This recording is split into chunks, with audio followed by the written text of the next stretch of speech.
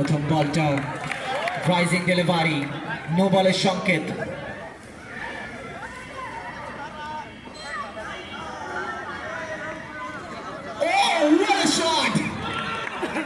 No বলের সাথে আরো একটি 4, সব মিলিয়ে 5টা রান।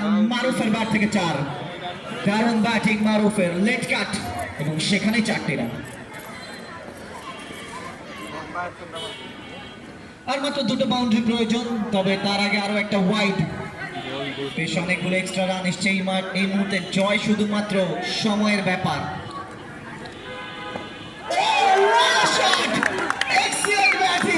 হেসে খেলে যেন জয়ের প্রান্তে চলে যাচ্ছে টিম থান্ডারবোল্ট। মারুফের ব্যাটটা কিন্তু চলছে বেশ ভালোভাবেই, যদিও সাকিন এসে বলছে শেষটা। দেখা যাক মারুফ আরো একবার।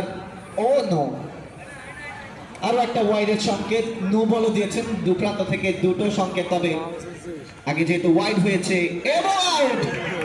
মেহেদি আউট হয়ে গেলেন। কে আগে ব্যাটিং নামবে সেই প্রস্তুতিটা যেন চলছে এখন। এই মুহূর্তে ব্যাটার নয়, এক একজন যেন উসাইন বোল্ট হচ্ছেন। আসলে কে কার আগে দৌড়ে গিয়ে ব্যাটটা ধরতে পারবেন বা কাজের কাজটা করতে পারবেন। 11তম ব্যাটার যিনি সবার শেষে নামে, তিনি নেমে গেলেন এই মুহূর্তে।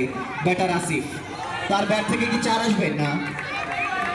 একজন বোলার এই মুহূর্তে যেন ব্যাটারের রূপটা ধারণ করলেন স্ট্রাইকিং এন্ডে। তবে ডাউন দ্য ট্র্যাকে গিয়ে 4 হাঁকাতে পারলেন না।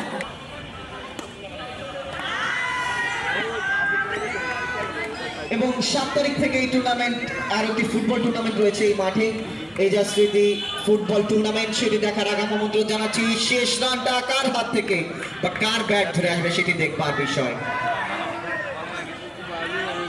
ব্যাটার আসিফ, যদিও তিনি একজন বোলার পুরো দস্তুর।